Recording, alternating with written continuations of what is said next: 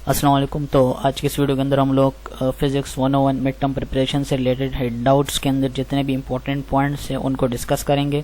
और ये हमारे पास फिजिक्स 101 मिड टर्म प्रिपरेशन से रिलेटेड पार्ट 2 है हमारे पास। इससे पहले ऑलरेडी पार्ट 1 जो है वो बन चुका है। अगर आपने वो देखना है जिसके अंदर हमने lecture number 1 to 5 in detail सारे के सारे पॉइंट्स जो है वो कवर किए थे, हाईलाइटेड पॉइंट्स को कवर किया था। अगर वो वीडियो आपने देखनी है तो नीचे प्लेलिस्ट का लिंक गिवन होगा डिस्क्रिप्शन के अंदर, उसके ऊपर क्लिक करके आप पिछला वाला पार्ट देख सकते हैं, पार्ट 1। और यहाँ से पार्ट 2 शुरू हो रहा है लेक्चर नंबर 6 से, तो इसको यहाँ से कंटिन्यू करेंगे। तो लेक्चर नंबर 6 हमारे पास टॉपिक है एप्लीकेशंस ऑफ न्यूटन्स लॉ 2, यानी ये पार्ट 2 है हमारे पास। तो इस लेक्चर का ये पार्ट 2 है जो कि लेक्चर 6 के अंदर कंटिन्यू हो रहा है। तो सबसे पहले इसके अंदर जो इंपॉर्टेंट पॉइंट यहाँ पे लिखा हुआ है, as a body moves through a body it displaces the fluid. ऐसे ही हमारे पास जो भी बॉडी मूव करती है थ्रू अ बॉडी, तो वो हमारे पास डिस्प्ले करती है। क्या डिस्प्लेस करती है? फ्लूइड को डिस्प्लेस करती है। यानी उसको क्या करना पड़ेगा? It has to exit a force on the fluid, यानी उसको एक फोर्स जो है वो एग्जिट करनी पड़ेगी उस फ्लूइड के ऊपर ताकि पुश आउट कर सके अपने आप को, to push it out of the way, यानी आगे की तरफ जो है वो बढ़ सके या फिर पुश कर सके उस जगह से बढ़ने के लिए। तो उस फ्लूइड के ऊपर क्या चीज हम एग्जिट करेंगे? एक फोर्स को एग्जिट करेंगे। आगे क्या लिखा है? By Newton third law the fluid pushes back on the body, यानी यहाँ पर उन्होंने मजीद क्लियर बता दिया कि जो फ्लूइड को पुश करते हैं तो वो किस तरफ करते हैं, यानी बैकवर्ड डायरेक्शन में जो है फ्लूइड को जो है वो पुश करते हैं on the body with an equal and opposite force, यानी इक्वल और अपोजिट फोर्स के साथ। The direction of the fluid resistance force on the body is always opposite to the direction of the body's velocity.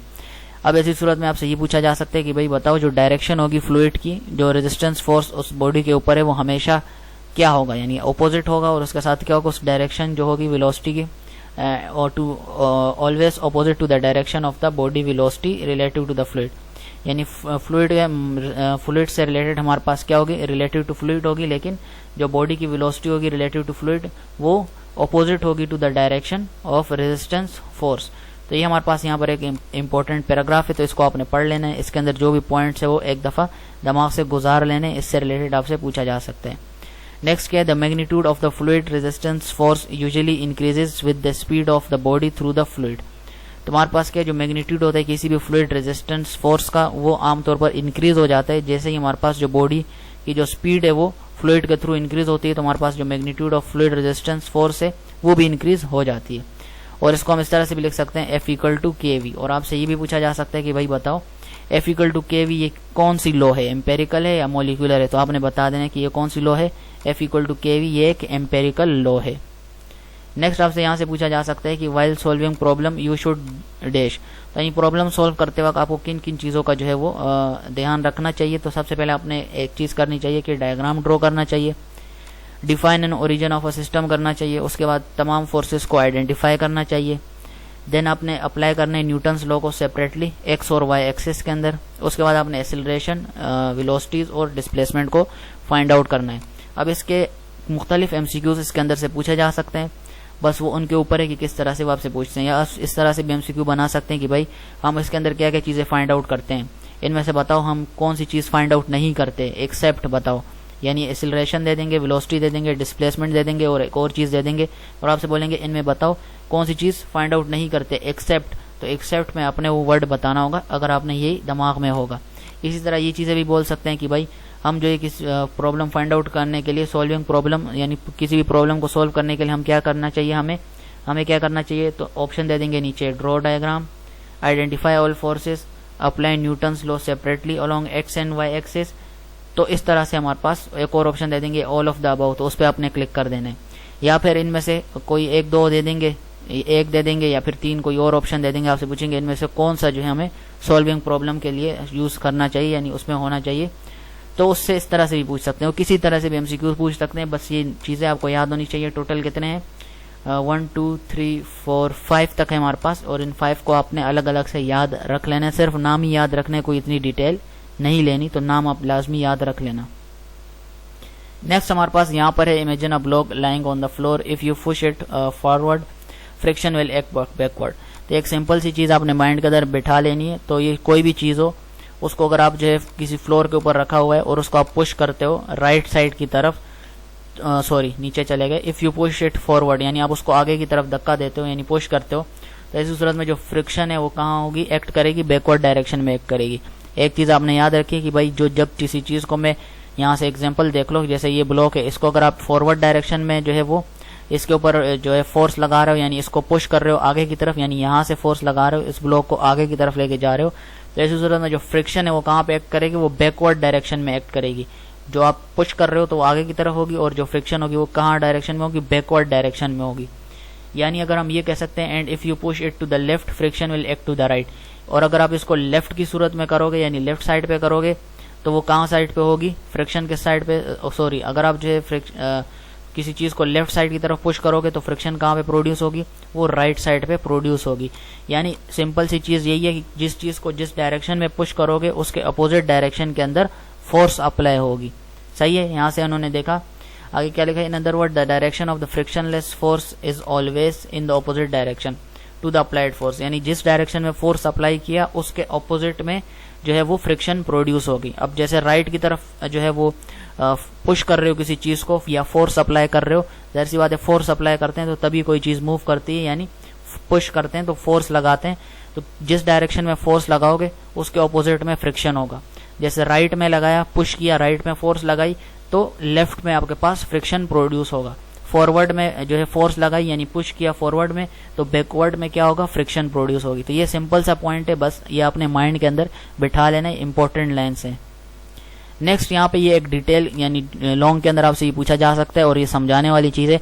अगर आप चाहते हो इसके ऊपर मैं कंप्लीट एक डिटेल अलग से वीडियो बनाऊं तो तभी सारी की सारी चीज़ें कवर होंगी। ये तो सिंपल सी वीडियो है जिसके अंदर मैं आपके साथ जो आपको चीज़ें ड्राइव करके नहीं दिखा रहा, इसके अंदर सिर्फ और सिर्फ ये बता रहा हूँ कि ये इंपॉर्टेंट लाइन्स पढ़ लेना काफ़ी है।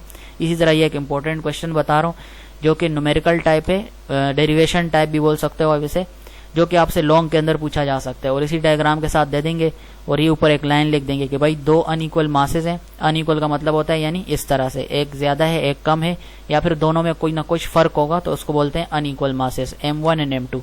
M1 ये देखो कम मास नजर आ रहा है और M2 क्या है, ज्यादा नजर आ रहा है। उसके बाद ये पुली हमारे पास मौजूद है और उस पुली का कौन सी पुली है, ये फ्रिक्शनलेस पुली है। तो फ्रिक्शनलेस पुली है तो ऐसी सूरत में क्या है, हमारे पास दो मासेस है जो कि कनेक्ट हुए हैं by the end of a string. End of a string मतलब ये जो तार है बीच के अंदर, ये जिसको हम रोप बोल सकते हैं, ये जो इसको इस फिजिक्स में क्या बोल रहे हैं, स्ट्रिंग है। ये जो स्ट्रिंग है इसके एंड में यानी इस रोप के एंड में जो है वो मासेस अटैच है, ये इस स्ट्रिंग का एंड है। ऐसी सूरत में जो है फ्रिक्शनलेस पुली के थ्रू, यानी ये फ्रिक्शनलेस पुली है जिसके थ्रू हमारे पास ये जो है दोनों मासेस को लटकाया गया है। एक M1 स्मॉलर है और M2 ग्रेटर है, जो कि नीचे है, M1 ऊपर है। ऐसी सूरत में आपने दो चीजें फाइंड आउट करनी होगी, एक एक्सीलरेशन किस तरह से फाइंड आउट करते हैं, इसी तरह आपने टेंशन को फाइंड आउट करना है। इन दो चीजों को आपने फाइंड आउट करके दिखाना होगा। पेपर के अंदर आपसे लॉन्ग के अंदर रिस्पेक्ट की तरह फुल रिस्पेक्टिव मैनर्स में आपसे ये क्वेश्चन पूछा जाएगा, इसको प्रॉपर आपने सॉल्व करना होगा। तो ये एक सिंपल सी चीज है, कोई इतनी ज्यादा खास चीज नहीं है इसमें, मतलब खास चीज इस लिहाज से कि कोई तीर नहीं लगाना है, इसमें सिंपल सी चीज है, कोई इतना ज्यादा डिटेल के अंदर इसमें कुछ नहीं खास लिखा हुआ, बस ये इंपॉर्टेंट है और इसको आपने लाजमी करना है। हर एक को समझ में आ जाएगा, बस थोड़ी सी चीज़ों को गौर से देख लोगे, चीज़ें क्लियर हो जाएंगी। यूट्यूब पे फिलहाल सर्च कर सकते हो, या फिर अगर आपको इसके ऊपर अलग से वीडियो चाहिए तो मैं बना दूंगा, तो नीचे कमेंट्स के अंदर आप बता सकते हो, इसके ऊपर अलग से वीडियो बना दूंगा।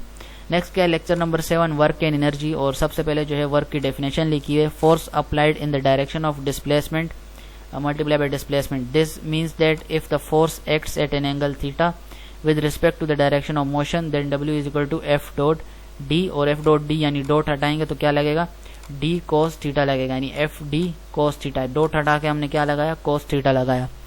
तो ये हमारे पास वर्क की डेफिनेशन है, force applied in the direction of displacement. This means that if the force acts at an angle theta with respect to the direction of motion, यानी अगर हमारे पास जो है कोई भी फोर्स हम अप्लाई कर रहे हैं उसके साथ एंगल है, यानी विद एन एंगल थीटा बन रहा है और उसके डायरेक्शन ऑफ मोशन के मुताबिक, देन हम उसको क्या कह सकते हैं कि वर्क जो है किसके इक्वल है, एफ डी कोस थीटा के इक्वल है। क्योंकि एंगल बन रहा है तो तब ये फॉर्मूला लगेगा, नॉर्मल होगा तो ये W equal to F dot D लग जाएगा।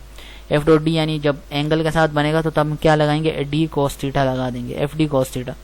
वर्क क्या है आपसे पूछा जा सकता है कि वर्क कौन सी क्वांटिटी है, इसकी डायमेंशन क्या है, ऑलरेडी मैं बता चुका हूँ। इसके ऊपर अगर डायमेंशन के रिलेटेड वीडियो चाहिए, किस तरह से डायमेंशन फाइंड आउट करना है, रट्टे नहीं लगाने, तो इसके लिए एक प्रॉपर मेथड है जिसको हमने फॉलो करना होता है। उसके मुताबिक अगर हम चीज़ों को करते हैं तो किसी भी चीज़ की डायमेंशन को जो है वो हम इजीली निकाल सकते हैं। तो उसके ऊपर भी एक वीडियो चाहिए, वो भी बना दूंगा। ऊपर ये एक जो यहाँ पर डेरिवेशन छोड़ दी है जिसमें एक्सीलरेशन और टेंशन फाइंड आउट करना है, तो उसके ऊपर भी वीडियो बन जाएगी। नीचे कमेंट्स के अंदर आप बता सकते हो, मैं शेयर कर दूंगा आपके साथ वीडियो।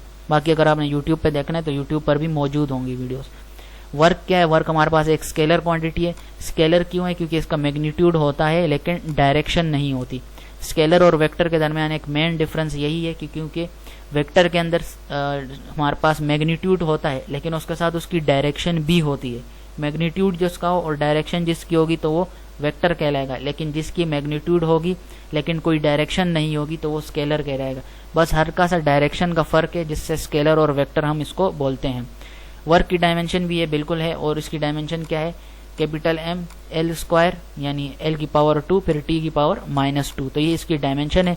रटने वाले हजरात इसको रट सकते हैं, समझने वालों को नीचे वो अगर चाहते हैं कि हम समझ लें, क्योंकि बहुत सारे हमारे पास यहाँ पर क्वांटिटीज है, हर एक का तो आप नहीं रट सकते, हल्का फुल्का गलती हो सकती है। तो बेहतर यही है कि हम जो है तरीका सीख लें कि किस तरह से हम डायमेंशन निकालते हैं। जिस तरह इन्होंने यहाँ पे लिखा हुआ है, तो ये क्यों इन्होंने अलग अलग लिखा हुआ है, फिर मल्टीप्लाई करके यहाँ पे एक साथ लिखा हुआ है, तो ये फाइंड आउट करने का पूरा तरीका है। यहाँ पर वाज़ेह तरीके से नहीं लिखा हुआ कि हम किस तरह से फाइंड आउट कर रहे हैं, बस उन्होंने डायरेक्ट वैल्यूज लिख दी, लेकिन ये एक मेथड है जिसके थ्रू इन्होंने ये लिखा हुआ है, उसके बाद ये वैल्यू आएगी।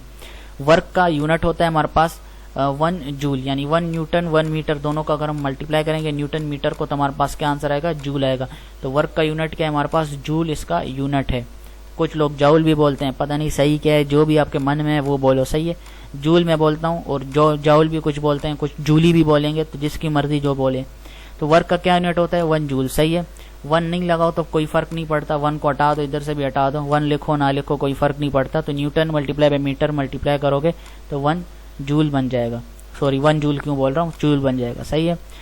आगे क्या है हमारे पास? Suppose you lift a mass of 20 kg। अब यहाँ पे आप बॉडी बिल्डर हो, आपने क्या किया? 20 kg का मास उठा लिया through a distance of 2 metre, यानी 2 मीटर के फासले से आपने एक डिस्टेंस कवर किया 2 मीटर का, और जो मास आपने उठाया था वो 20 kg का था।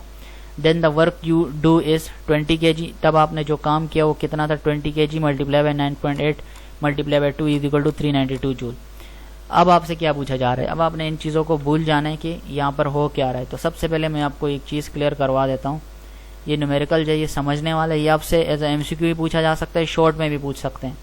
तो इसको समझ लो क्योंकि ये बहुत ज़्यादा ईजी है, सिंपल सा है, तभी मैं समझा रहा हूँ, ताकि थोड़ा सा टाइम लेगा, हर एक को समझ आ जाए, कोई इतनी ज़्यादा खास चीज़ इसके अंदर नहीं लिखी। आपने एक मास उठाया 20 kg का मास दिया हुआ है, सही है। मास आपके पास गिवन है, सही है, टिक लगा दिया। डिस्टेंस भी आपके सामने गिवन है कि डिस्टेंस आपने कितना कवर किया? 2 मीटर का कवर किया, यानी 2 मीटर के लिए आपने उस मास को लिफ्ट किया, उठाया। ऐसी सूरत में आपसे पूछा जा रहा है कि वर्क कितना हुआ, वर्क बताओ। तो वर्क के लिए क्या फार्मूला होता है? W is equal to FD होता है, W is equal to FD होता है, यानी F मल्टीप्लाई बाई D।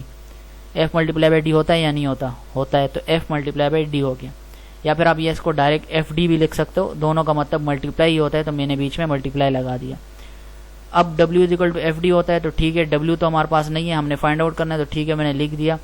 अब अगर बात करें F की, तो F तो है नहीं मेरे पास, फोर्स का तो मुझे पता ही नहीं है, फोर्स है ही नहीं हमारे पास, लेकिन D जो है वो हमारे पास मौजूद है, तो मैं क्या लिख दूंगा यहाँ पर? मल्टीप्लाई बाय D की जगह कौन सा डिस्टेंस कितना है? 2 मीटर का है। अब इन्होंने मास दिया हुआ है ना, तो मास की कोई ना कोई वजह तो ही दिया होगा, या कभी कभार वैसे भी दे देते हैं, लेकिन ज्यादातर केसेस में कोई ना कोई चीज इस तरह से दे देते हैं, उसकी कोई ना कोई जरूरत होती है। अब मैं F की जगह क्या लिखूं? मास की वैल्यू तो नहीं लिख सकता ना, तो F की जगह पे कुछ ना कुछ लिखूंगा तो तभी ये वर्क मालूम होगा, अदरवाइज अकेले डिस्टेंस है तो मैं कुछ नहीं निकाल सकता। अब मास इन्होंने जो दिया हुआ है वो F की जगह पे आएगा। F की जगह पे कैसे आएगा? अगर आपको पता हो कि F किसके इक्वल होता है? F इक्वल टू होता है force equal to mass multiply by acceleration, यानी ma की इक्वल होता है। F इक्वल टू किसके इक्वल होता है? ma के इक्वल होता है। अब F को मैं फाइंड आउट करूंगा तो उसकी वैल्यू यहाँ पर आ लिख दूंगा, तो F इक्वल टू क्या होगा? मास क्या है हमारे पास? मास है 20 kg, तो 20 मैंने लिख दिया, multiply by acceleration due to gravity कितनी होती है? 9.8, क्योंकि हमने क्या किया था? लिफ्ट किया था, तो इसकी कोई मतलब ब्लॉक को लिफ्ट किया तो ग्रेविटी भी होगी ना, एक्सीलरेशन, तो कितनी होगी? 9.8 हो गई, सही है। तो ये एक्सीलरेशन भी लिख दी, तो 20 मल्टीप्लाई बाय 9.8 किया, उसके साथ हमने क्या किया? साथ में 2 मल्टीप्लाई कर दिया, सही है। अब इनको आप अलग से भी कर सकते हो, जो आंसर है वो यहाँ पे लिख दो, या फिर इन दोनों को भी यहाँ पे एज इट इज लिख दो कि यहाँ पर हमने क्या किया? 20 मल्टीप्लाई बाय 9.8 मल्टीप्लाई बाय 2 किया, तब तीनों को मल्टीप्लाई किया। अब तीनों को मल्टीप्लाई करोगे तो क्या आंसर आएगा? अब यहाँ पे W इज इक्वल टू, या इन दोनों को मल्टीप्लाई किया तो आपके पास आंसर आएगा 192 शायद आएगा, हाँ 192 आएगा, ये 192 आप डायरेक्ट यहाँ पर भी लिख सकते हो। तो 192 आपने लिखा, 192 मल्टीप्लाई बाय 2 इस तरह से भी लिख सकते हो। अब वर्क डन इन दोनों को फिर मल्टीप्लाई करो दोबारा से, तो क्या आ जाएगा 392 जूल आंसर आ जाएगा। वर्क का क्या होता है, जूल होता है, जाउल होता है, जूली होता है, जो भी पढ़ो। तो ये हमारे पास क्या आ जाएगा, वर्क का आंसर आ जाएगा। तो इस तरह से जो है आप निकाल सकते हो। सिंपल सा ये फॉर्मूला लगाया, W=FD, सही है। अगर F हमारे पास नहीं है तो क्या किया हमने, F के लिए ma वाला फॉर्मूला लगा दिया। मास था हमारे पास, एसिलेशन 9.8 होता है, दोनों को मल्टीप्लाई किया, आंसर आ गया 392 जॉल। इस तरह से यहाँ आंसर आ चुका है। क्लियर हो गई चीज़। ये था सिंपल सा न्यूमेरिकल जो कि समझाने वाला था। उम्मीद करता हूँ समझ आ गई होगी। नेक्स्ट क्या है, the force of gravity is directed opposite to the force you exert. हमारे पास जो फोर्स ऑफ ग्रेविटी होती है वो किसके अपोजिट होती है, जो फोर्स हम जो है एग्जिट कर रहे हैं। और जो वर्क डन होती है ग्रेविटी की वो क्या होगी, work done by gravity is -392 joule. तो हमारे पास क्या है, हमारे पास जो वर्क डन होगा ग्रेविटी के थ्रू वो क्या होगा, नेगेटिव होगा। ऑन द अदर हैंड यानी जब हमारे पास work done against the gravity होगा, अगेंस्ट द ग्रेविटी होगा,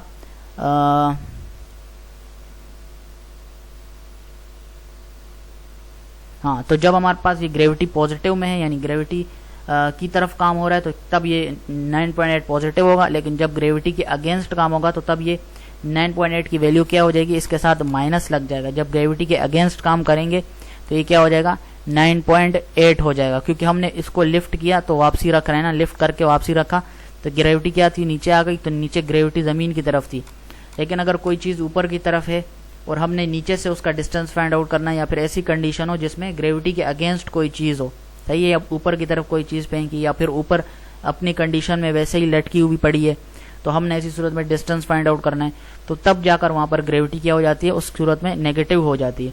तो वहाँ पर आपने इस चीज़ का ख्याल रखना है कि जब अगेंस्ट द अर्थ होगी तो क्या होगा, यानी अगेंस्ट द ग्रेविटी होगी तो क्या होगा, माइनस का साइन यहाँ पे लग जाएगा, जिसकी वजह से क्या आ जाएगा, आंसर में आ जाएगा -392। क्योंकि आप यहाँ से प्लस माइनस करोगे तो प्लस के साथ जब माइनस आता है तो माइनस ही आएगा आंसर के अंदर। तो तब आपका आंसर 392 जूल भी बन सकता है। And the work done by gravity होगी क्या होगी, जब force of gravity directed opposite होगी फोर्स के, यानी जो फोर्स ग्रेविटी की जो फोर्स है वो डायरेक्टेड होगी फोर्स के ऑपोजिट होगी जो आप एग्जिट कर रहे हैं। तो इसी सूरत में जो वर्क डन होगा वो ऑटोमेटिकली क्या हो जाएगा, वो भी नेगेटिव में आएगा। वो नेगेटिव क्यों आएगा, क्योंकि आपने इसके साथ ग्रेविटी के साथ नेगेटिव लगाना होगा, तो ऑटोमेटिक आंसर नेगेटिव में आ जाएगा। नेक्स्ट की तरफ बढ़ते हैं। If the force is known as a function of position we can always find the work done by calculating the definite integral. तो ये आपसे पूछा जा सकता है, आप क्या फाइंड आउट कर सकते हो, कैलकुलेट कर सकते हो। आप बोलोगे डेफिनेट इंटीग्रल हम फाइंड आउट कर सकते हैं। अगर जो है फोर्स नॉन है as a function of position, अगर फोर्स को नॉन है हमारे पास, हम जानते हैं फोर्स को, तो वो क्या कहलाएगा, वो फंक्शन ऑफ पोजीशन कहलाएगा। और उसको हम जो है ऑलवेज फाइंड आउट कर सकते हैं वर्क डन को, अगर हम कैलकुलेट करें किसको, डेफिनेट इंटीग्रल को। नेक्स्ट है suppose that F = kx the force increases dash with x। ये भी एक अगेन इंपॉर्टेंट चीज आपसे पूछी जा सकती है कि सपोज करो F = kx है, सही है। ऊपर क्या पूछा जा रहा था कि ये कौन सी इक्वेशन है, ये एम्पेरिकल है, सही है। तो इसी तरह से ये भी पूछा जा सकता है कि भाई बताओ जो फोर्स है वो इंक्रीज होगा, इस फॉर्मूले के मुताबिक फोर्स क्या होगा, फोर्स इंक्रीज होगा, लीनियरली होगा, किसके साथ, with x, linearly with x, force increases linearly with x। तो ये एक इंपॉर्टेंट पॉइंट है। नेक्स्ट एनर्जी से रिलेटेड कुछ पॉइंट्स लिखे हुए हैं, शॉर्ट में भी पूछ सकते हैं, एमसीक्यू के अंदर भी आ सकता है। Energy is the capacity of a physical system to do work. तो एनर्जी क्या है, कैपेसिटी है किसी भी फिजिकल सिस्टम का ताकि काम कर सके, यानी काम करने के लिए। और ये मुख्तलिफ फॉर्म्स के अंदर आती है, मैकेनिकल एनर्जी भी हो सकती है, इलेक्ट्रिकल, केमिकल, न्यूक्लियर, ये चारों टाइप की हो सकती है। ये भी एक इंपॉर्टेंट एमसीक्यू पूछा जा सकता है कि energy can comes in many form, mechanical, electrical, chemical, और एक कुछ और दे देंगे और आपसे बोलेंगे एक्सेप्ट, और आपने उस पर क्लिक कर दिया। या फिर आपसे इनके नाम पूछ लेंगे कि कोई तीन उसके नाम बताओ कि एनर्जीज के जो किस फॉर्म में हो सकती है। एनर्जी को स्टोर भी कर सकते हैं और उसको मुख्तलिफ फॉर्म में कन्वर्ट भी कर सकते हैं, यानी it can be stored and it can be converted into different form, यानी एक एनर्जी को दूसरे में कन्वर्ट भी कर सकते हैं। It can never be created और डिस्ट्रॉयड, यानी उसको हम क्रिएट तो नहीं कर सकते और ना ही खत्म कर सकते हैं। तो क्रिएट और डिस्ट्रॉय वाला चीज नहीं कर सकते हम, यानी ना ही क्रिएट कर सकते हैं ना ही डिस्ट्रॉय कर सकते हैं, बस इसको हम कन्वर्ट कर सकते हैं। ये एक इंपॉर्टेंट पॉइंट है, हमारे पास कन्वर्जन का इख्तियार है, बाकी हम ना इसको क्रिएट कर सकते हैं और ना ही खत्म कर सकते हैं। दोनों चीजें सिंपल हो गई, बस हम इसके फॉर्म को चेंज कर सकते हैं, एक फॉर्म से दूसरे फॉर्म में कर सकते हैं और उसको स्टोर कर सकते हैं, और ये मुख्तलिफ फॉर्म्स में मौजूद होती है। यहाँ तक चीज़ क्लियर होगी। ये सिंपल से पॉइंट थे, ईजी पॉइंट्स इन्होंने लिखे हुए हैं ताकि आप लोग समझ सको। नेक्स्ट क्या है, the work done by force is just the force multiplied by the distance. जो वर्क डन होता है फोर्स के थ्रू वो क्या होता है, एक सिंपल सा फोर्स होता है जिसको हम मल्टीप्लाई करते हैं डिस्टेंस के through. It does not depend upon time, और ये हमारे पास टाइम के ऊपर डिपेंड नहीं करता। तो ये इंपॉर्टेंट लाइन आपको याद होनी चाहिए। But suppose that the same amount of work is done in half the time, we say that the power is twice as much. लेकिन अगर क्या हो जाए कि जब हमारे पास जो same amount of work done है वो आधे टाइम में हो जाए, यानी ये जो हम जितना टाइम यहाँ पे ले रहे हैं वो उसके आधे टाइम में वही सेम काम हो जाए, तो इसी सूरत में हम क्या कहेंगे कि जो क्या चीज़ जो है वो ट्वाइस होगी इसके। तो हम बोलेंगे कि पावर जो होगी वो ट्वाइस होगी इसके। तो ये चीज़ आपने याद रखनी कि जब यही वर्क डन हमारे पास आधे टाइम में हो जाए। फिजिक्स में अक्सर आपसे 3 4 4 5 5 लाइनों के एमसीक्यूज इसी तरह से पूछे जाते हैं। पीछे पूरा का पूरा आपको समझा देंगे कि ये चीज़ ऐसे ऐसे होती है। अब ये बताओ कि ट्वाइस कैसे होगी, सही है। जो अमाउंट ऑफ जो है वर्क डन है आधे टाइम में प्रोड्यूस हो रहा है, तो ऐसी सूरत में जो पावर है वो क्या होगी, या फिर ऐसी सूरत में कौन सी चीज़ ट्वाइस होगी यानी दुगनी होगी। तो हमारे पास क्या होगी, ऐसी सूरत में पावर जो है वो ट्वाइस होगी एज मच। और power is equal to work upon time, P is equal to W upon T. ये फॉर्मूला आप बचपन से पढ़ रहे होगे। इसी तरह P is equal to F V भी एक फॉर्मूला होता है जो यहाँ पे लिखा हुआ है, power is equal to F V. ये दोनों फॉर्मूले आपको याद होने चाहिए। नेक्स्ट की तरफ बढ़ते हैं, और ये जो एमसीक्यू यहाँ पे लिखा हुआ है ना, इसको भी समझ लेना सही है। ये भी एक इंपॉर्टेंट की तरह है, शॉर्ट के अंदर हो सकता है आपसे पूछ ले या फिर लॉन्ग के अंदर पूछ ले। तो इस एमसीक्यू को लाजमी आपने कवर करना है। अगर आपको एमसीक्यू के लिए अलग से एमसीक्यू बोल रहा हूँ, न्यूमेरिकल के लिए अलग से वीडियोस चाहिए कि कौन से खास इंपॉर्टेंट न्यूमेरिकल्स हैं जो कि हमसे पूछे जा सकते हैं, या फिर जितने भी न्यूमेरिकल्स हैं उनके ऊपर अलग से वीडियो बनाएं तो उसके ऊपर भी बना दूंगा। नेक्स्ट की तरफ बढ़ते हैं, क्या है हमारे पास लेक्चर नंबर 8 है कंजर्वेशन ऑफ एनर्जी।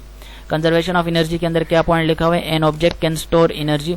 जो भी ऑब्जेक्ट है वो अपने अंदर एनर्जी को स्टोर कर सकता है as a result of its position. अपने पोजीशन के रिजल्ट के मुताबिक कोई भी ऑब्जेक्ट अपने अंदर एनर्जी स्टोर कर सकता है। जो स्टोर एनर्जी होती है position is refer to as potential energy. तो स्टोर एनर्जी जो होती है उसकी पोजीशन को रेफर किससे थ्रू किया जाता है, पोटेंशियल एनर्जी के थ्रू किया जाता है। और potential energy is the stored energy of position possessed bye an object. तो पोटेंशियल एनर्जी जो होती है वो स्टोर्ड एनर्जी होती है, वो स्टोर एनर्जी होती है जो पोजीशन पोसेस करती है किसी भी ऑब्जेक्ट का। इट हैज द एबिलिटी और capacity to do work like other form of energies. और जो पोटेंशियल एनर्जी होती है इसके अंदर ये एबिलिटी है, ये कैपेसिटी है कि ये जो है बाकी एनर्जीज की तरह भी उसी तरह से जो है हमारे पास काम करती है जितनी भी बाकी फॉर्म्स ऑफ एनर्जी है। और दूसरी बात, पोटेंशियल एनर्जी को जो है हम कन्वर्ट कर सकते हैं काइनेटिक एनर्जी के अंदर। ये एक इंपॉर्टेंट पॉइंट है, ये वैसे भी याद हो जाएगा आपको कि पोटेंशियल एनर्जी को हम किसके अंदर कन्वर्ट कर सकते हैं, काइनेटिक एनर्जी के अंदर कन्वर्ट कर सकते हैं। नेक्स्ट क्या है, kinetic energy obviously depend on the frame you choose to measure in it. तो हमारे पास काइनेटिक एनर्जी के वो डिपेंड करती है जो फ्रेम हम चूज करते हैं ताकि हम उसी को उसके अंदर मेजर कर सकें, टू मेजर इट इन। तो ये एक इंपॉर्टेंट लाइन यहाँ से अपने माइंड के अंदर बिठा लेनी कि काइनेटिक एनर्जी जो है वो डिपेंड करती है जो फ्रेम हम चूज करते हैं मेजर करने के लिए। नेक्स्ट हमारे पास यहाँ पर कोई खास चीज़ नहीं है, यहाँ पर हमारे पास है the total mechanical energy is. तो मैकेनिकल एनर्जी का फॉर्मूला आपको पता होना चाहिए। तो मैकेनिकल एनर्जी किसके इक्वल होता है, यानी टोटल मैकेनिकल एनर्जी किसके इक्वल होता है हमारे पास। तो ई नीचे जो मैकेनिकल एनर्जी लिखा हुआ है, तो ये पूरा इन्होंने नहीं लिखा हुआ, तो आप यहाँ पे लिख सकते हो कि mechanical energy equal to mechanical energy किसकी इक्वल होती है, total mechanical energy kinetic energy plus potential energy. Mechanical energy मान के चलो, अगर आपसे कोई एमसीक्यू के अंदर हो सकता है पूछे कि भाई काइनेटिक एनर्जी इतनी है, पोटेंशियल इतनी है, अब बताओ मैकेनिकल एनर्जी कितनी होगी। तो परेशान नहीं होना, हो सकता है काइनेटिक 2 हो, पोटेंशियल 4 दे दे, तो आपने मैकेनिकल एनर्जी कितना लिख देना है, दोनों को प्लस कर दो, 4 × 2 6। सिंपल सी चीज़ है, बस मैकेनिकल एनर्जी लिख दिया क्योंकि हमने सुना नहीं है 9th 10th के अंदर। हो सकता है किसी ने सुना हो तो उसको पता होगा, या किसी ने पढ़ा नहीं होगा। तो सिंपल सी चीज़ क्या है, मैकेनिकल एनर्जी जब भी पूछे तो इसका मतलब क्या होगा कि मैकेनिकल एनर्जी किसके इक्वल होता है, काइनेटिक एनर्जी जमा potential energy. Kinetic energy plus potential energy दोनों को ऐड कर दो, आंसर क्या आ जाएगा, मैकेनिकल एनर्जी का आ जाएगा। अगर if there is no friction then mechanical energy is conserved. Again एक इंपॉर्टेंट चीज आपसे पूछी जा सकती है कि भाई अगर कोई फ्रिक्शन नहीं होगा तो ऐसी सूरत में मैकेनिकल एनर्जी क्या हो जाएगी, वो कंजर्व्ड हो जाएगी। और इसका मतलब क्या हो जाएगा, this mean the sum does not change with time. Again ये भी पूछा जा सकता है कि भाई अगर फ्रिक्शन नहीं है तो ऐसी सूरत में मैकेनिकल एनर्जी क्या हो जाएगी, कंजर्व्ड हो जाएगी। तो इसका क्या मतलब हुआ, the sum does not change with time, sum change with time, sum does not change, sum change. तो इस तरह के एमसीक्यूज भी आपसे पूछे जा सकते हैं। तो आप बोलोगे इसका मतलब ये हुआ कि जो सम है यानी टोटल जो सम है वो डज नॉट चेंज, यानी टाइम के साथ वो चेंज नहीं होगा। The loss of potential energy is equal to the gain of potential energy. Again ये इंपॉर्टेंट पॉइंट है कि जो लॉस ऑफ पोटेंशियल एनर्जी है वो किसके इक्वल है, जो गेन ऑफ पोटेंशियल एनर्जी है उसके इक्वल है। यानी जो लॉस और गेन को आप इस तरह से शो कर सकते हो, इस तरह से कि लॉस ऑफ पोटेंशियल एनर्जी सही है। Loss of potential energy is equal to gain of potential energy, सही है। ये दोनों साइन इस तरह से शो करते हैं, यानी जो लॉस ऑफ पोटेंशियल एनर्जी है यानी नीचे वाले को शो लॉस में करता है, और ये ऊपर वाला एरो गेन को शो करता है, यानी लॉस और गेन, सही है। Gain in potential energy loss is equal to loss in potential energy is equal to gain in potential energy. इसी तरह इन्होंने यहाँ पे एक फॉर्मूला भी लिखा हुआ है, इसको भी अगर आप देखना चाह रहे हो तो देख लो। फॉर्मूले मुश्किल है कि किसी को याद हो, कितने याद करोगे। जो सिंपल्स हैं वो मैं बता रहा हूँ क्योंकि वो हर कोई याद रख सकता है या फिर पता होगा। Remember that potential energy has meaning only for a force that is conservative. तो एक चीज आपने याद रखनी है कि पोटेंशियल एनर्जी क्या है, उसकी एक मीनिंग है सिर्फ और सिर्फ किसके लिए, फोर्स के लिए, और वो फोर्स जो कि कंजर्वेटिव होती है। A conservative force is that, अब कंजर्वेटिव फोर्स के बारे में बात हो रही है कि कंजर्वेटिव फोर्स क्या होती है, for which the work done is going from point A to point B is independent of the path chosen. तो हमारे पास जो कंजर्वेटिव फोर्स होती है वो क्या होती है, उसके अंदर हमारे पास जो वर्क डन होता है वो किसी भी पॉइंट ए से पॉइंट बी की तरफ हो रहा है, तो हमारे पास ऐसी सूरत में जो है जो पाथ चूज किया गया है वो क्या होगा, इंडिपेंडेंट होगा। और इसकी एग्जांपल क्या दी हुई है, friction is an example of non conservative force and potential energy can not be defined. तो हमारे पास जो है एग्जांपल आपसे पूछा जा सकता है कि भाई नॉन कंजर्वेटिव फोर्स की जो एग्जांपल है वो क्या है, तो आप बोलोगे फ्रिक्शन एक एग्जांपल है हमारे पास नॉन कंजर्वेटिव फोर्स की, और पोटेंशियल एनर्जी को हम डिफाइंड नहीं कर सकते। अब नेक्स्ट क्या लिखा है, for conservative force F equal to minus D V upon D X, so for a spring V is equal to half K X square, और so for F equal to minus K X. तो अगर आपसे पूछे कि conservative force F क्या होगा, spring के लिए क्या होगा और F के लिए क्या होगा, तो आप इस तरह से बता सकते हो। ये फॉर्मूलाज तीनों के तीनों आपने याद रख लेने, एमसीक्यू के अंदर पूछे जा सकते हैं। नेक्स्ट है लेक्चर नंबर 9 मोमेंटम, और मोमेंटम की डेफिनेशन दी हुई है, उसका फॉर्मूला दिया गया है, बाकी सारी चीजें दी गई है। अगेन फिजिक्स के अंदर भी सारे चैप्टर इंपॉर्टेंट ही है, कोई आप चीज छोड़नी नहीं है, तमाम के तमाम पॉइंट्स आपने बस पढ़ने हैं ताकि दिमाग से गुजर जाए, पता चले क्या क्या चीजें हैं। और न्यूमेरिकल जो है वो आपसे लॉन्ग के अंदर 2 तो कम से कम पूछेंगे ही, उसके बाद शॉर्ट के अंदर हो सकता है 1 पूछ ले, बाकी शॉर्ट के अंदर ज्यादातर रीजनिंग पूछी जाती है, ये चीज ऐसे क्यों है, किसी चीज को फेंकूंगा तो इसकी ग्रेविटी ऐसी सूरत में क्या होगी, मतलब हल्के फुल्के रीजनिंग के टाइप क्वेश्चन आपसे पूछे जाते हैं। तो रीजनिंग के जितने भी क्वेश्चन है उनको आपने शॉर्ट के लिए लाजमी कर लेना है। लॉन्ग के लिए 2 MCQs आएंगे, 2 न्यूमेरिकल आ सकते हैं। उसके बाद हमारे पास जो डेरिवेशन टाइप क्वेश्चन है, जिससे ऊपर वो बताया टेंशन और एक्सीलरेशन का, वो भी पूछा जा सकता है, किसी न किसी के पास तो वो आएगा लाजमी, तो उसकी प्रैक्टिस भी आपने कर लेनी है। मोमेंटम की डेफिनेशन क्या है, momentum is the quantity of motion possessed by a body. तो ये सिंपल सी डेफिनेशन आपने याद रखनी है कि dash is the quantity of motion possessed by a body, तो आप बोलोगे momentum. More precisely it is defined as, यानी मास ऑफ बॉडी जो है वो किसके थ्रू मल्टीप्लाई करेंगे, वेलोसिटी ऑफ बॉडी के। तो ये किसकी डेफिनेशन है, मोमेंटम की, यानी P is equal to mv। P से मुराद क्या हुआ, यहाँ पर ये फॉर्मूला भी लिखा हुआ है कि P हमारे पास मोमेंटम को शो करेगा, और ये P जो है हमारे पास इटैलिक में लिखा हुआ है, सही है। ये वो सिंपल वाला P नहीं है, इसको मैं P इसलिए ऐसे ही बोल रहा हूँ, ये जो है P मैं इसको ये वाला P बोल रहा हूँ, ये वाला P नहीं है, ये हमारे पास इस तरह से लिखा जाता है, यानी इस तरह से थोड़ा सा इटैलिक टाइप लिखा जाता है, जैसे यहाँ पे लिखा हुआ है। इन्होंने तो इस तरह लिख दिया, लेकिन असल में ये थोड़ा हमने जब देखा था इस तरह से लिखा होता है, यानी ये मरा हुआ P नहीं होता, उस तरह से लिखा होता है यूं करके, तो ये मोमेंटम को शो करता है। ये P नहीं है, इसको बोलते हैं मोमेंटम। मोमेंटम का सिंबल है ये, मोमेंटम किसके इक्वल है, मास multiply by velocity. Velocity of the body जो यहाँ पे लिखी हुई चीज V, और m मास को शो करता है, और ये P किसको शो करता है, मोमेंटम को। और मोमेंटम क्या है, एक वेक्टर क्वांटिटी है। एक चीज अपने माइंड के अंदर बिठा ली, वेक्टर का मतलब क्या हुआ, इसका मैग्नीट्यूड भी होगा और डायरेक्शन भी होगी। चीज क्लियर हो गई, वेक्टर को हम बार बार पढ़ रहे हैं। वेक्टर मतलब क्या होता है, मैग्नीट्यूड भी है और डायरेक्शन भी है। और स्केलर क्या होता है, मैग्नीट्यूड होगा डायरेक्शन नहीं होगी। वेक्टर के अंदर मैग्नीट्यूड है, डायरेक्शन भी होगी। नेक्स्ट क्या है, नेक्स्ट यहाँ से एक पॉइंट है कि हमारे पास दूसरे वर्ड्स के अंदर जो rate of change of momentum है of a body equals to the total force acting upon it. यहाँ से एक चीज आपने एक और याद रखनी कि जो हमारे पास, इसको हटा दें, the rate of change of momentum जो है हमारे पास किसी भी बॉडी का, जो rate of change of momentum होगा किसी भी बॉडी का, वो इक्वल होगा किसके इक्वल होगा, जो टोटल फोर्स उसके ऊपर एक्ट कर रही है उसके इक्वल होगा। नेक्स्ट पॉइंट क्या हमारे पास, when there are many particles the total momentum P is. जब हमारे पास बहुत सारे पार्टिकल्स होते हैं तो इस सूरत में मोमेंटम क्या होगा, तो इस तरह से होगा, आपने इसको इस तरह से प्लस करते जाना है। मुख्तलिफ इन्होंने कंडीशंस दी हुई है, उसके मुताबिक यहाँ पे ये फॉर्मूले चल रहे हैं, बस आपने उसको इसी तरह से ऐड करते जाना है। नेक्स्ट क्या हमारे पास, this shows that there are several particles at the rate of change when the total momentum changes equal to the total force. It makes sense, ये हम ऑलरेडी देख चुके हैं, जब टोटल मोमेंटम चेंज होगा, रेट ऑफ चेंज होगा, तो इसी सूरत में टोटल फोर्स एक्ट कर रही है वो क्या हो जाएगी, बॉडी का इक्वल हो जाएगी। एक इंपॉर्टेंट कंक्लूजन है of the above is that the sum of total external forces vanishes then the total momentum is conserve. अगर हमारे पास यहाँ से एक पॉइंट शुरू हो रहा है कि if the sum of total external forces vanishes, अगर हमारे पास जो टोटल सम है एक्सटर्नल फोर्सेस का वो उससे खत्म कर दे, वेनिश का मतलब होता है खत्म कर दे, तो ऐसी सूरत में जो टोटल मोमेंटम है वो क्या हो जाएगा, वो भी कंजर्व्ड हो जाएगा।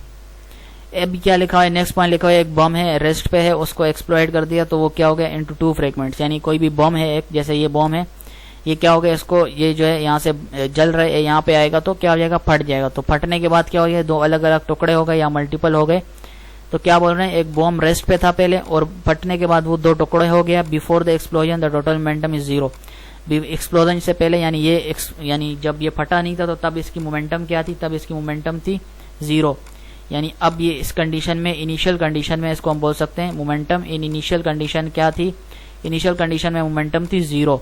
लेकिन जब ये फट गया यानी दो टुकड़े हो गए इसके, ये दो मुख्तलिफ टुकड़ों में बट गया, तो ऐसी सूरत में जो होगी obviously it is zero after the explosion as well. तो तब आपसे एक पॉइंट पूछा जा सकता है, अब ये आपने पूरा का पूरा पैराग्राफ समझना होगा, उसके बाद ही आप बता सकते हो कि क्यों ऐसा होगा। ये एक रीजन भी आपसे पूछा जा सकता है, तो इसको आपने अच्छे से प्रिपेयर कर लेना है। शॉर्ट के लिए भी पूछा जा सकता है। अब अभी हमने ये चीज माइंड में बिठा लेनी है, सिर्फ और सिर्फ इस पॉइंट को दिमाग के अंदर बिठा लेना है कि जब हमारे पास जो बॉम्ब वगैरह है या जो भी चीज़ है उसकी जब इनिशियल मोमेंटम जीरो है, तो ऐसी सूरत में फटने के बाद यानी दो टुकड़े हो गया, तो ऐसी सूरत में उसकी जो फाइनल मोमेंटम होगा वो कितना होगा, वो भी जीरो होगा। बस इतना आपने याद रखना है कि फाइनल मोमेंटम क्या होगा, वो भी जीरो होगा। ये मोमेंटम है, ये मोमेंटम फाइनल है और ये मोमेंटम इनिशियल है, तो फाइनल मोमेंटम क्या होगा, वो जीरो हो जाएगा। तो ये चीज आपने याद रखनी है after the explosion as well. यानी so obviously it is zero after the explosion as well, यानी PF is equal to zero. यानी पोटेंशियल जो फाइनल होगी, जो पहले इनिशियल में जीरो थी तो बाद में भी जीरो ही होगी। Force is rate of change of momentum. आपसे पूछा जा सकता है कि फोर्स क्या है, तो force is rate of change of momentum, और इसके लिए फॉर्मूला क्या हो जाएगा, F is equal to D P upon D T, या फिर आपके लिए रख सकते हो कि जो डीटी डिवाइड में ऊपर जाके एफ के साथ मल्टीप्लाई हो जाएगा, एफ डी हो जाएगा। तो हम लिख सकते हैं कि D P is equal to F D T. यहाँ पर आप देख सकते हो एफ डी टी, यहाँ पर सारी की सारी चीजें जो है वो लिखी हुई हैं। और ये जो टी है हमारे पास किसको शो कर रहा है, time over which the force acts, और एफ जो है फोर्स को शो करेगा। नेक्स्ट की तरफ जो है वो चलते हैं। नेक्स्ट हमारे पास क्या है, in other words the change of momentum equals to the impulse which is equal to the area under the curve of force versus time. तो ये कोई खास लाइन नहीं है, बस इसको आप एज इट इज पढ़ सकते हो। जो rate of the change of momentum है वो इक्वल होता है इम्पल्स के, और जो कि हमारे पास इक्वल होता है एरिया के under the curve of force versus time. Next आ चुका है लेक्चर नंबर 10, और लेक्चर नंबर 10 के अंदर कोलिजन्स के बारे में बात हो रही है। तो कोलिजन्स क्या चीज है उसको देखते हैं। तो collisions are extremely important to understand because they happen all the time. तो कोलिजन्स हमारे पास ये बोल रहे हैं कि हर वक्त हो रही होती है, और इसको समझना भी बहुत ज्यादा इंपॉर्टेंट है। ठीक हो गई। इलेक्ट्रॉन कोलाइड विद एटम, तो इलेक्ट्रॉन्स जो होते हैं वो कोलाइड करते हैं यानी कोलिजन करते हैं एटम्स के साथ। अ बेट विद अ बॉल, यानी बेट जो है वो बॉल के साथ कोलिजन करती है यानी टकराती है या फिर मिलती है, जो भी बोलो आप। कार विद ट्रक, कार जो है ट्रक के साथ। जो स्टार्स गैलेक्सीज है वो आपस में और दूसरे गैलेक्सी के साथ। तो एग्जांपल्स इन्होंने कुछ दी हुई हैं। नेक्स्ट क्या इन्होंने दिया हुआ है, ये एक फॉर्मूला दिया हुआ है, इसको हमने छोड़ देना है फिलहाल। ये जो फॉर्मूला है ये आपने याद रख लेना है। ये जो मोमेंटम का फॉर्मूला है कि m1u1 प्लस m2u2, ये किसके इक्वल होगा, m1v1 प्लस m2v2। ये फॉर्मूला आपको याद होना चाहिए। और इसके बाद ये जो इसकी दूसरी कंडीशन इन्होंने बना ली कि m1 इन्होंने बाहर लिख दिया और u1 माइनस v1 यानी इनिशियल वेलोसिटीज एक तरफ लिख दी, उसके बाद m2 इस तरफ लिख दिया, और उसके बाद यहाँ पर क्या किया, जो फाइनल वेलोसिटीज थी वो एक साथ लिख दी, यानी फाइनल इनिशियल की और फाइनल जो फाइनल वाली थी दोनों को अलग अलग लिख दिया। यानी 1 को एक साइड पे कर दिया, 2 वालों को एक साइड पे कर दिया। वेलोसिटीज अलग हो गई, मास भी अलग अलग हो गए। तो ये भी आपको दोनों फॉर्मूलाज आपको पता होना चाहिए, m1 वाला और यहाँ पर इसके बाद ये जो दूसरी चेंजेस की गई ये दोनों आपको पता होना चाहिए। और इससे रिलेटेड एमसीक्यू भी न्यूमेरिकल भी पूछा जा सकता है और एमसीक्यू में भी पूछी जा सकती है ये चीज आपसे। नेक्स्ट क्या हमारे पास, in other words this say that it is an elastic collision, the relative speed of the incoming particles equal to the relative speed of the outgoing particles। जो हमारे पास रिलेटिव स्पीड होती है इनकमिंग पार्टिकल्स की, जो relative speed होती है incoming particles की वो किसके इक्वल है, वो इक्वल होगी रिलेटिव स्पीड की। इनकमिंग पार्टिकल्स जो है वो किसके, इसकी स्पीड रिलेटिव स्पीड किसकी इक्वल होगी, तो आउटगोइंग पार्टिकल्स यानी इनकमिंग की आउटगोइंग पार्टिकल्स के इक्वल होगी। What if one of the bodies is much heavier than the other body and the heavier body is at rest? In this case क्या होगा। तो हमारे पास ये एक पॉइंट आपने याद रखना है, आपसे पूछा जा सकता है एमसीक्यू के अंदर कि भाई आप बताओ कि हमारे पास one of the bodies is much heavier, यानी कुछ बॉडी जो है हमारे पास क्या है वो हेवियर है दूसरे बॉडी से, तो ऐसी सूरत में जो हेवियर बॉडी है वो रेस्ट पर है, तो इसको हम क्या बोलेंगे? तो ऐसी केस में हमारे पास ये होगा कि जो m2 है वो ग्रेटर देन होगा जो दूसरा मास है यानी m1 से, और जो उसकी जो इनिशियल जो u2 जो है हमारे पास उसकी वेलोसिटी जो है यानी m2 की जो वेलोसिटी है वो कितनी होगी? 0 होगी। इमेजिलिटी सेट दैट, और हम इसको देख सकते हैं कि v1 क्या होगा? वो माइनस u1, यानी v1 जो हमारे पास है जो m1 की जो इनिशियल वेलोसिटी है जो v1 है वो कितनी होगी? v1 जो है माइनस u1 के इक्वल होगा, और जो v2 होगा वो किसके इक्वल होगा? वो 0 के इक्वल होगा। तो ये पूरी कैलकुलेशन आपने एज इट इज रट लेनी है, यहाँ से यहाँ तक ये आपको पता होना चाहिए, इससे रिलेटेड आपसे पूछा जा सकता है। And what if the lighter body यानी rickshaw is at rest and it is hit by the heavier body या फिर ट्रक। ये भी अगेन एक छोटी सी चीज आपसे पूछी जा सकती है कि क्या होगा कि जब हमारे पास लाइटर बॉडी जैसे रिक्शा है वो रेस्ट के ऊपर खड़ी हुई है, यानी रिक्शा खड़ा हुआ है रेस्ट के ऊपर चुप करके, और उसको पीछे से कोई हेवियर बॉडी आ जाए, जैसे कि मान के चलो ट्रक आ गया और उसको टकरा दिया यानी उसको टक्कर मार दी, तो इस सूरत में क्या होगा? तो इस सूरत में क्या होगा? ऐसी केस के अंदर हमारे पास जो m2 होगा, जो m2 यानी मास है दूसरी बॉडी का, वो क्या होगा? वो लेस देन होगा m1 से। सही है, वो लेस देन होगा m1 से। एक सेकेंड, अच्छा तो यहाँ पे क्या है? m2 लेस देन m1 है, और हमारे पास u2 जो है वो क्या है? 0 के इक्वल होगा। ऐसी सूरत में जो इक्वेशन है हम देख सकते हैं कि जो v1 है वो किसके इक्वल हो जाएगा? u1 के इक्वल हो जाएगा, और v2 किसके इक्वल हो जाएगा?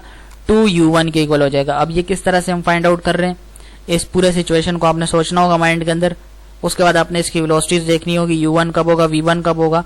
जब आप इस फॉर्मूले के मुताबिक चीजों को अच्छे से देखेंगे तो तभी आपको चीजें खुद ब खुद ही क्लियर होंगी, अदरवाइज मुश्किल है कि क्लियर हो। ये जो फॉर्मूला लिखा होता है यहाँ पे कहाँ गया?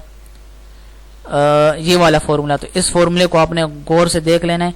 सब कुछ इसी फॉर्मूले से रिलेटेड ही पूछा जा रहा है आपसे कि कब u1 बड़ा कम होगा ज्यादा होगा, u1 क्या है, v1 क्या है, v2 क्या है। तो ये चीजें जब तक क्लियर नहीं होगी तो तब तक आप ये नहीं बता सकते कि u1 कितना होगा, u2 किसके इक्वल होगा।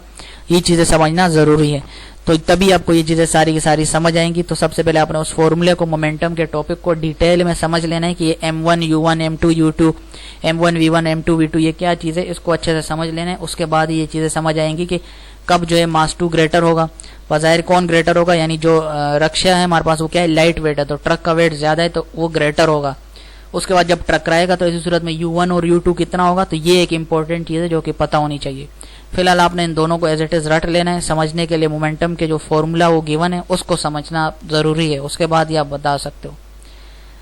इन 2 और 3 dimension you must apply conservation of momentum in each direction separately. Again छोटी सी बात है, सिंपल सी बात है, यहाँ पर पूछी जा रही है, वो आपको पता होनी चाहिए कि भाई जब 2 और 3 डायमेंशन होता है तो उसी सूरत में आपने कंजर्वेशन ऑफ मोमेंटम को अप्लाई करना चाहिए, आपको लाजमी अप्लाई करना चाहिए हर एक डायरेक्शन में।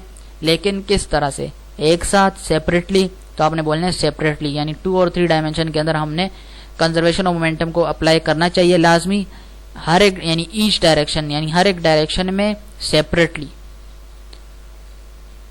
नेक्स्ट आ चुका है लेक्चर नंबर 11, और लेक्चर नंबर 11 के अंदर क्या बोल रहे हैं? Any rotation is specified by giving 2 pieces of information. तो कोई भी रोटेशन होती है उसको हम स्पेसिफाई करते हैं जब 2 पीस ऑफ इंफॉर्मेशन जो है वो गिवन हो, या तो जो पॉइंट होगा अबाउट विच द रोटेशन अकर, या फिर वो पॉइंट जहां पे रोटेशन अकर हो रही है यानी जो ओरिजिन है वहां पर, या फिर जो एंगल ऑफ रोटेशन है वो उसको हम डिनोट करेंगे फाई के साथ, इसको फाई बोलते हैं डायग्राम के अंदर।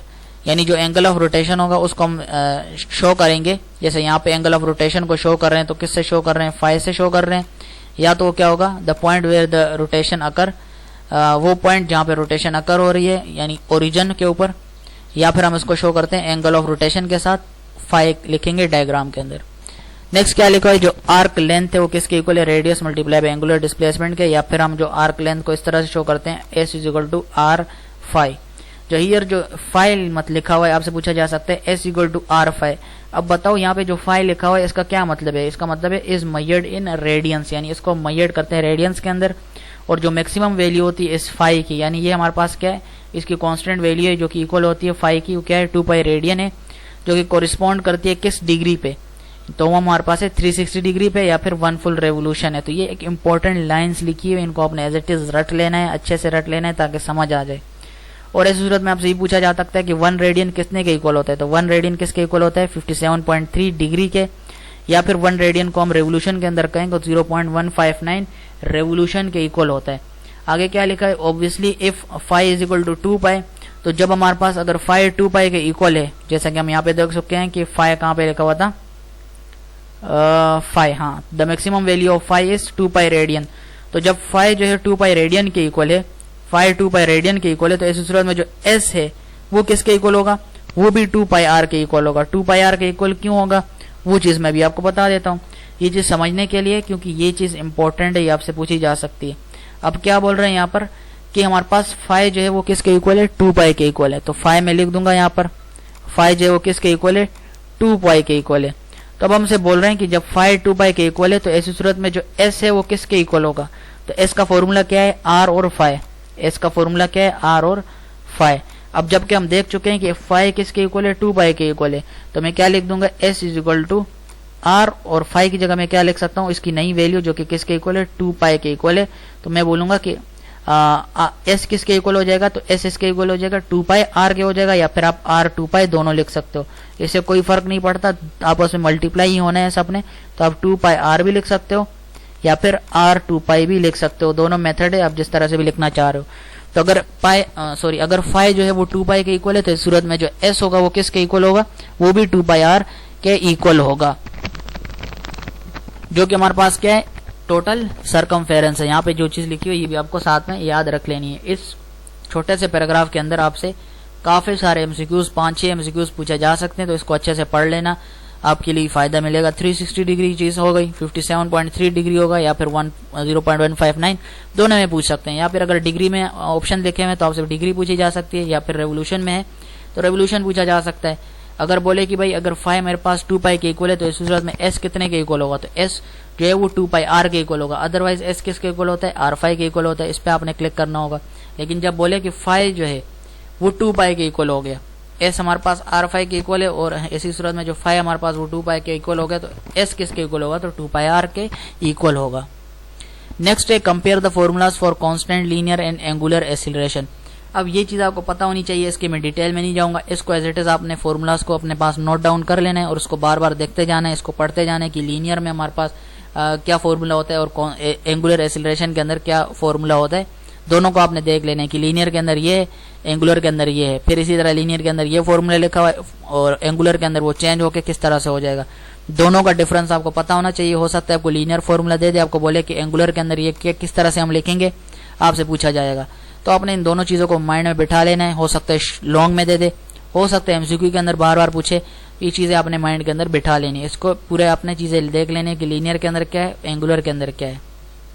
और यहाँ पे एक न्यूमेरिकल भी दिया हुआ है, तो न्यूमेरिकल के ऊपर मैं सोच रहा हूँ कि अलग से एक डिटेल के अंदर वीडियोस बनाऊं जिसके अंदर सारे के कवर कर दूं, ताकि ये जो टेंशन है वो खत्म हो जाए, आपको चीजें क्लियर हो जाए न्यूमेरिकल से रिलेटेड। नेक्स्ट क्या है हमारे पास, नेक्स्ट लिखा हुआ है now consider a particle going around a circle at a constant speed. कोई पार्टिकल है जो कि मूव अराउंड कर रहा है किसी सर्कल के अंदर कांस्टेंट स्पीड के साथ। You might think that constant speed means no acceleration. ये आप सोच सकते हो कि भाई कांस्टेंट स्पीड का मतलब क्या हुआ कि उसकी कोई एक्सीलरेशन नहीं है, लेकिन ये क्या है, रॉन्ग चीज है। It is changing its direction and acceleration, यानी वो हमारे पास अपना डायरेक्शन भी चेंज कर रहा है, तो इस सूरत में क्या होगा, एक्सीलरेट भी कर रहा होगा। इसको हम क्या बोलते हैं, सेंट्रीपिटल एक्सीलरेशन बोलते हैं। जब भी कोई चीज सर्कल के अंदर मूव कर रही है, हमें लग रहा है कि क्या है, कांस्टेंट स्पीड के साथ मूव कर रही है, लेकिन क्या होगा, ऐसा बिल्कुल भी नहीं है, क्या है, रॉन्ग स्टेटमेंट है।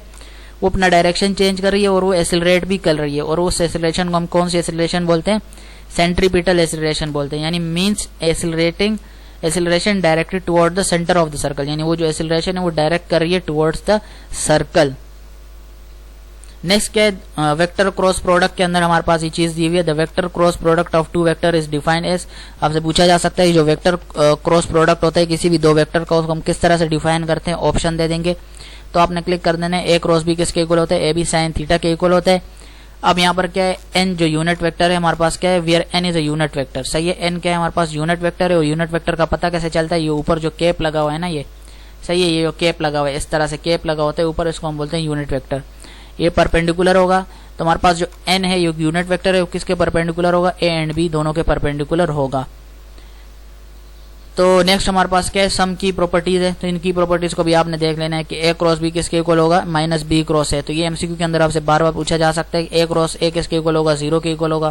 तो ये फॉर्मूला, ये सारे के सारे फॉर्मूलाज आपने याद रखने, जो स्टार्टिंग के 3 है ये तो आप याद रख सकते हो, इसमें कोई खास चीज नहीं है, इनको तो कम से कम याद रख लेना है अपने स्टार्टिंग के 3 की। A क्रॉस A किसके इक्वल होगा, 0 के।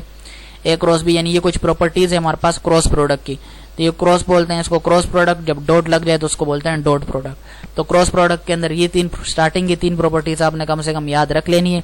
चौथी वाली को करना है तो कर लो, नहीं करना नहीं हो रही तो छोड़ दो, लेकिन स्टार्टिंग की 3 प्रॉपर्टीज याद होनी चाहिए कि A क्रॉस B किसके इक्वल होगा, minus B cross A। Option दे देंगे, शॉर्ट के अंदर हो सकता है ना पूछे, ये चीजें आपसे शॉर्ट में ना पूछे, शॉर्ट में रीजनिंग ही देते हैं फिजिक्स के अंदर, लॉन्ग में डेरिवेशन आ जाएंगी और साथ में कुछ आ जाएगा आपके पास न्यूमेरिकल 2 आ जाएंगे और एक जो है डेरिवेशन टाइप आ जाएगी। आपके इजीली हो जाएंगे चीजें, न्यूमेरिकल और डेरिवेशन लॉन्ग के लिए आपने स्ट्रॉन्ग बना देनी है, रीजनिंग डेरिवेशन और न्यूमेरिकल्स लॉन्ग के लिए और शॉर्ट के लिए रीजनिंग, ये 2 चीजें आपने इस तरह से बना लेनी है। एमसीक्यू के लिए पास पेपर करो, हैंडआउट्स करो, जो भी मैं बता रहा हूँ इसको करो, इन वीडियोस को देखो लाजमी, या खुद भी रीडिंग कर सकते हो आप।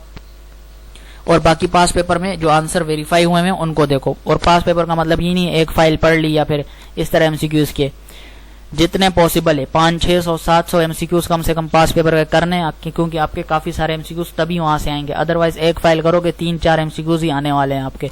तो ज्यादा एमसीक्यूज आपने करने हैं ताकि 15-16 तक आपके जो है वो आ जाए पास पेपर से ही, और आंसर वेरीफाई करके याद करो, सही है। डायरेक्ट वहां से रटना नहीं शुरू कर देना, या पहले हैंडआउट्स की वीडियो देख लो कम से कम, अगर थोड़े बहुत एमसीक्यू समझ में आ रहे हैं कि मेरे कोर्स के अंदर इंक्लूड है या नहीं है, तो चीजें खुद ब खुद ही क्लियर हो जाएंगी। तो ये प्रॉपर्टीज याद रख लो, स्टार्टिंग की 3 लाजमी करना, बाकी चौथे को छोड़ना है तो छोड़ दो, यही हो रही तो छोड़ देना है हमने। Cross product is only definable in 3 dimension and is no meaning in 2D। एक चीज क्लियर हो गई, जो क्रॉस प्रोडक्ट है उसको हम सिर्फ और सिर्फ 3 डायमेंशन के अंदर डिफाइन कर सकते हैं, और पॉसिबल भी 3 डायमेंशन के अंदर ही है, और उसका 2D से कोई लेना देना नहीं है, उसकी कोई मीनिंग नहीं है 2D के अंदर। एक चीज क्लियर हो गई। लेक्चर नंबर 12, और ये हमारे पास इस वीडियो का लास्ट लेक्चर होगा, क्योंकि इससे ज्यादा लंबी वीडियो नहीं बना सकता मैं। अब 46 मिनट की वीडियो ऑलरेडी हो चुकी है, अब इस लास्ट लेक्चर को हम यहाँ पे कवर करेंगे, लेक्चर नंबर 12 को। जो रिमेनिंग लेक्चर्स रह जाएंगे वो लेक्चर नंबर 3 यानी सॉरी इसका जो पार्ट 3 होगा फिजिक्स 101 मिड टर्म हैंडआउट्स की जो प्रिपरेशन चल रही है उसके पार्ट 3 के अंदर हम कवर कर देंगे। पार्ट 1 में लेक्चर नंबर 1 to 5 हो चुका है, लेक्चर इस 2 के अंदर यानी पार्ट 2 के अंदर हमने लेक्चर नंबर 6 से लेकर लेक्चर नंबर 12 तक जो है मजीद लेक्चर कवर कर लिए हैं। अब इसके बाद जो रिमेनिंग रह जाएंगे 18 तक, फिर उनको उन लास्ट वीडियो के अंदर कवर कर देंगे। अब ये लेक्चर नंबर 12 है, इसके अंदर देखते हैं नेक्स्ट क्या हमारे पास, heavier masses get more importance in the sum. जो है ज्यादा मासेस होती है यानी ज्यादा मास जिसका होता है उसको ज्यादा इंपॉर्टेंस मिलती है सम के दौरान। नेक्स्ट क्या लिखा है, for symmetrical object it is easy to see where the CM position lies. यानी जब हमारे पास सिमेट्रिकल ऑब्जेक्ट होता है वहां पर हमें इजी होता है फाइंड आउट करना कि हमारे पास जो सीएम है हमारे पास उसकी पोजीशन, यानी सीएम का मतलब होता है, यहाँ पे आपने ये चीज याद रख लेनी है, सीएम का अभी मैं बता दूंगा क्योंकि सीएम बार बार यूज होगा। तो सीएम का मतलब होगा सेंटर ऑफ मास। सीएम का मतलब क्या है, सेंटर ऑफ मास। तो ये बार बार नहीं बताऊंगा, आपने अभी यहाँ से ही नोट कर लेना है, सीएम का मतलब क्या हो जाएगा, सेंटर ऑफ मास। तो जो भी सिमेट्रिकल ऑब्जेक्ट होगा उसका हमारे पास जो सेंटर ऑफ मास है उसको उसकी पोजीशन को फाइंड आउट करना क्या हो जाएगा, बहुत ही ज्यादा इजी होता है। किसका इजी होता है, सिमेट्रिकल ऑब्जेक्ट का इजी होता है फाइंड आउट करना। For a sphere or a circle it lies at the centre. अगर हमारे पास कोई भी स्पेयर है या फिर सर्कल है तो उसका कहाँ पे लाई करेगा, सेंटर के अंदर लाई करेगा। For a cylinder it is on the axis half way between the two faces. Cylinder के लिए कहाँ पे होगा, बिटवीन होगा, यानी हाफ वे यानी दोनों के दरमियान होगा, दोनों के बीच में होगा। तो नेक्स्ट की तरफ बढ़ते हैं, सिंपल सी चीज है, सिलेंडर के बीच में होगा। सिलेंडर ये लो सिलेंडर, जो जैसे जैसे चीज बढ़ती जाएगी उसी के मुताबिक होगा। जो स्पेयर और सर्कल है यानी सर्कल ये रहा, तो इसका सेंटर कहाँ पे होगा, इसका सेंटर यहाँ पे तो नहीं होगा, जाहिर सी बात है यहाँ पे होगा, बीच में होगा ना, सेंटर बीच में होगा। बीच में होगा तो यहाँ से करो, हर जगह से इक्वल होगा जो सेंटर में जब आएगा। इसी तरह सिलेंडर किस तरह से होता है, इस तरह से होता है ना।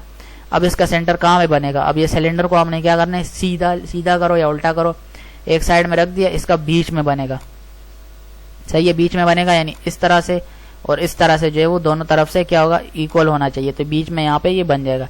तो यहाँ पे यही बात हो रही है, यानी हाफ वे में होगा, यानी ये हाफ वे है तो बीच में आ जाएगा, तो तब इस तरह से काउंट होगा। तो ये चीज आपने याद रखनी है, सर्कल में बीच में आता है और इन दोनों के दरमियान में हाफ वे यानी बीच के, सिलेंडर के बीचों बीच में यहाँ पे पॉइंट आ जाएगा। दोनों तरफ से इधर से दोनों डिस्टेंस लेना है, बीच में जो हाफ वे बनेगा वहां पर वो जो सेंटर बनेगा वहां पे बनेगा। रिजिड मतलब क्या होता है, rigid means all particle have fixed distance from the origin. तो रिजिड का मतलब क्या होता है आपसे पूछा जा सकता है कि रिजिड मीन्स यानी रिजिड का क्या मतलब हुआ, तो रिजिड का मतलब होता है कि जितने भी पार्टिकल्स है उनका जो है डिस्टेंस क्या है, फिक्स्ड है ओरिजिन से। नेक्स्ट क्या है, जो इंटीग्रल, इस साइन को क्या बोलते हैं ये आपने याद रखना है, इंटीग्रल बोलते हैं इसको। नेक्स्ट हमारे पास t equal to R F sine theta है, और इसी सूरत में जो थीटा है यहाँ पर वो कौन सा एंगल है, angle between the radius vector and the force. ये फॉर्मूला दे देंगे torque is equal to R F sine theta. अब बताओ भाई यहाँ पे जो थीटा लिखा हुआ है वो किसके इक्वल है, यानी वो क्या है, थीटा जो है हमारे पास एक एंगल बना रहा है किसके दरमियान, रेडियस वेक्टर और फोर्स के दरमियान। हमारे पास रेडियस वेक्टर, ये रेडियस वेक्टर और फोर्स के दरमियान हमारे पास एक जो है एंगल बना रहे, तो ये चीज आपने याद रखनी है। नेक्स्ट क्या है, remember that when a force acts through a distance, एक चीज बोल रहे हैं कि आपने याद रखनी है कि फोर्स जो एक्ट करता है through a distance dr, it does an amount of work, जो कि किसके इक्वल होगा, एफ डॉट dr के इक्वल होगा। जब भी फोर्स हमारे पास एक्ट करता है डिस्टेंस के थ्रू और वो dr के इक्वल है, तो इस सूरत में जो है वो एक अमाउंट ऑफ वर्क भी जो है वो करता है, तो वो वर्क किसके इक्वल होता है, एफ डॉट dr के इक्वल होता है। नेक्स्ट लिखा हुआ है by conservation of energy the change in K must equal to the work done. जो कंजर्वेशन ऑफ एनर्जी के मुताबिक हमसे पूछा जा रहा है कि जो चेंज इन के होगा वो कितना होगा, वो मस्ट इक्वल होना चाहिए किसके, वर्क डन के इक्वल होना चाहिए। और दूसरे वर्ड में क्या होगा, जो टोटल टॉर्क है इक्वल होता है किसके, moment of inertia, inertial time के, यानी एंगुलर एक्सीलरेशन के। तो ये भी एक इंपॉर्टेंट चीज है, तो ये इसको भी आपने माइंड के अंदर बिठा लेने। अब दूसरा वही कंपेरिजन चीज आ गई फॉर्मूलाज की, लीनियर के अंदर क्या है, रोटेशनल के अंदर क्या है। लीनियर और रोटेशनल मोशन के अंदर मुख्तलिफ क्वांटिटीज का फॉर्मूला किस तरह से, यानी वर्ड चेंज होंगे, एस केस में चेंज होगा, लीनियर के अंदर क्या होगा, रोटेशनल के अंदर क्या होगा, कौन सा साइन किसके साथ हो जाएगा। ये फॉर्मूलाज आपने इनका डिफरेंस याद रख लेना है, ये याद करने वाली चीजें। अब इसमें मैं कुछ नहीं बता सकता, इसका स्क्रीनशॉट ले लेना है आपने, अल्लाह अकबर, इसका आपने स्क्रीनशॉट ले लेना है और इसको आपने समझ लेना है अच्छे से कि क्या क्या चीजें किस तरह से हमने चेंज करनी है, एमसीक्यू के अंदर पूछा जा सकता है।